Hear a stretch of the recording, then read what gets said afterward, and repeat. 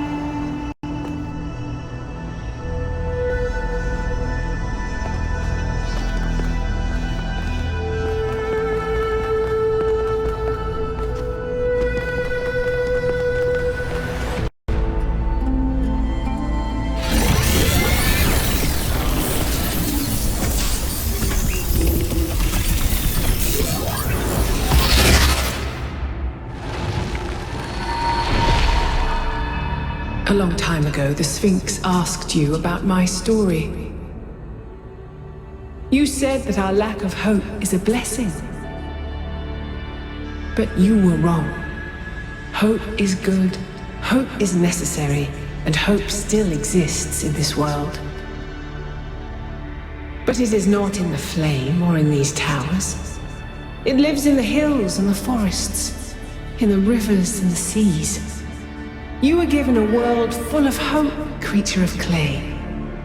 It is yours to protect.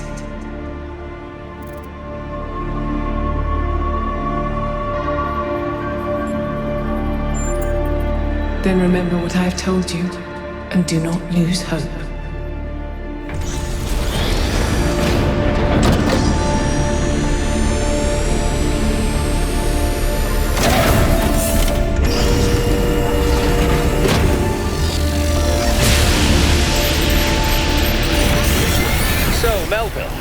What do you make of these beams?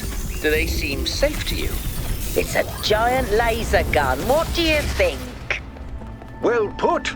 That is why Pandora is right. There is still hope for us, but it lies in the world that surrounds us, not in a weapon capable of destroying it.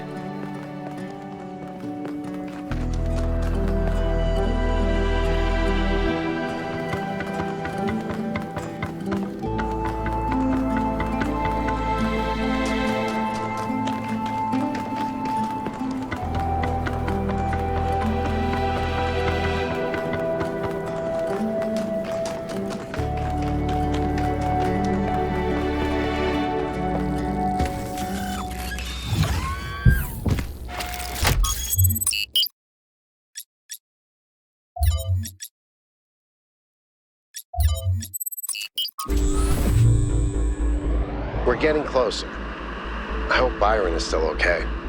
Prometheus seemed to think so. Let's hope he's trustworthy.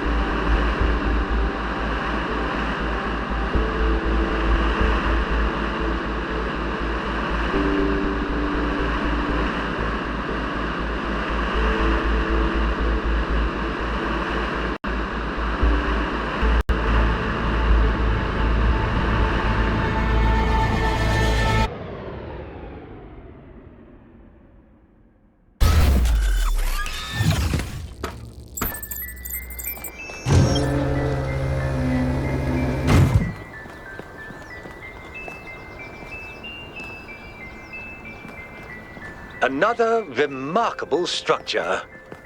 But what can its purpose be? Actually, I can answer this one.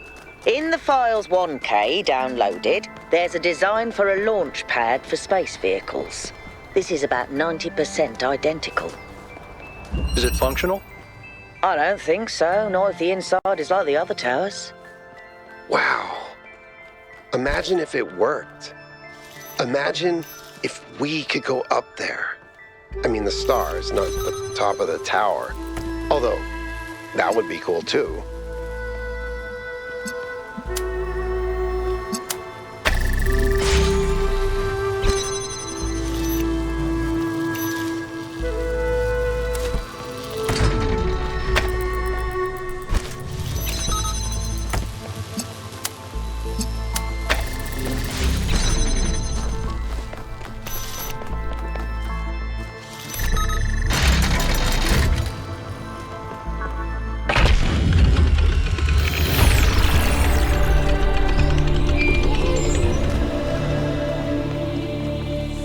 In their notes, Athena and Cornelius called what they were doing the Noema Project. But in 1K's vision, they just called it the Machine. Because when you strip away all the fancy rhetoric, that's all it is. It's not a source of meaning or purpose.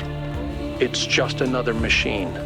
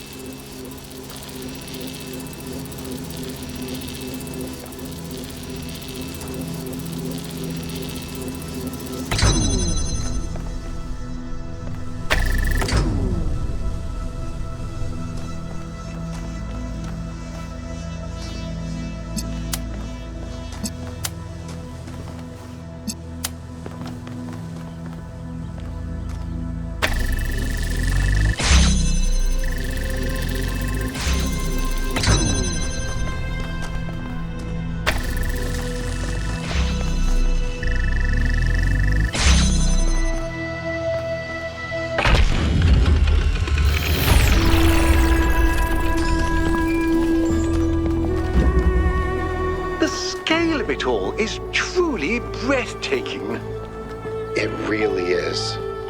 But is it a human scale, or is it so enormous that it can only alienate us? Humans have always been happiest in small communities.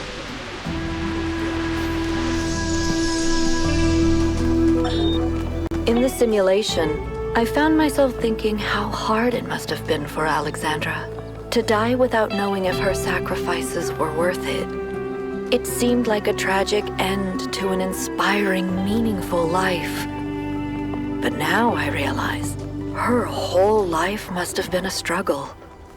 To maintain that faith in humanity when so many people around her insisted that humans are evil, worthless, when they were so lost in self-hatred that they would call their own species a virus. How did she do it? How did she maintain her faith when they were so determined to hate themselves?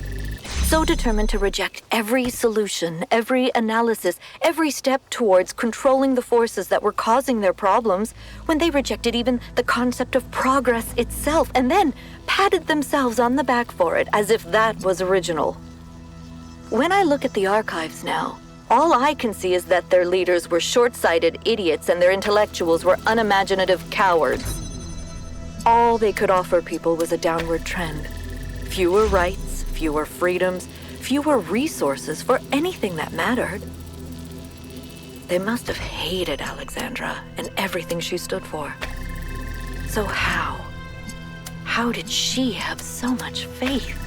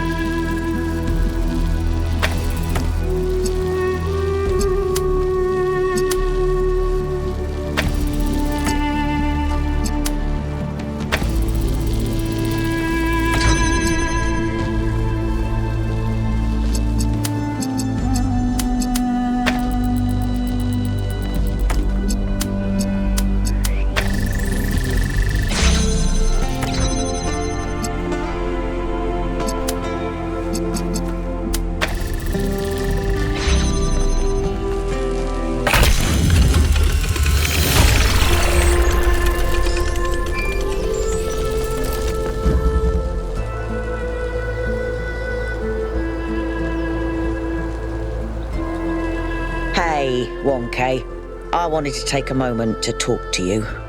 The truth is, realizing that Athena discovered a theory of everything really shook me. From the moment we landed here, I've felt torn. I've almost been tempted to agree with the mayor of all people. But now, I just can't stop thinking that Byron was right. When I think about what we could do with the theory of everything, then what we're doing now sure looks like stagnation. I'm afraid that this is the future, and if we reject it, we're condemning ourselves to a slow death. Am I wrong? Tell me I'm wrong.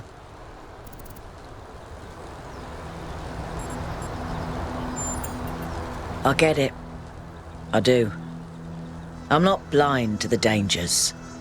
But all we do anymore is think about the worst-case scenario.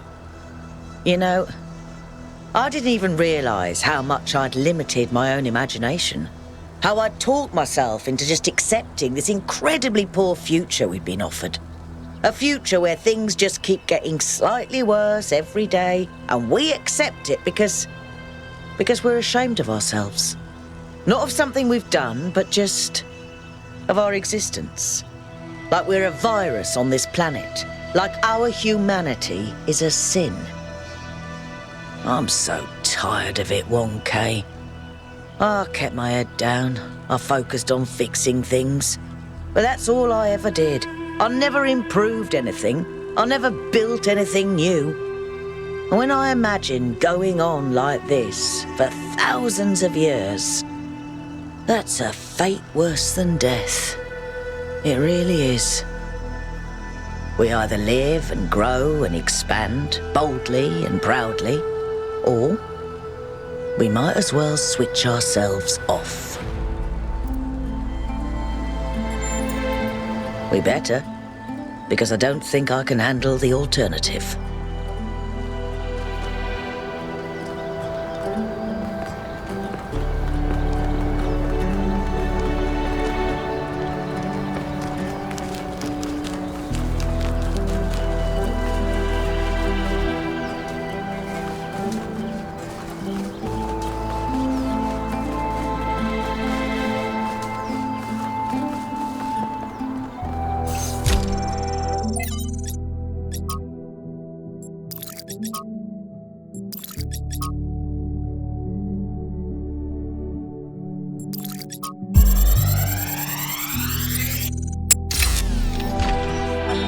Everybody's gone, except me and Alex. She's upstairs somewhere. Haven't talked to her in days. The only reason why I know she's still alive is she's submitting bug fixes. I still have a lot to do myself. I've almost got the the tertiary backup thing working. This is the one that's really gonna last if everything else breaks. And you know what? I think everything else might. The MLA still giving me all these hiccups, but I don't know. I'm not a software guy. All the software guys, yeah, they're dead. God, these time capsules went a bit sideways, didn't they? I was gonna tell you all about myself, and John Carpenter, and all that stuff, but mostly I just told you about Alex. Funny. I wonder if I should just... I should just tell her, you know? Just tell her. Just tell her. Maybe later. I gotta finish this first.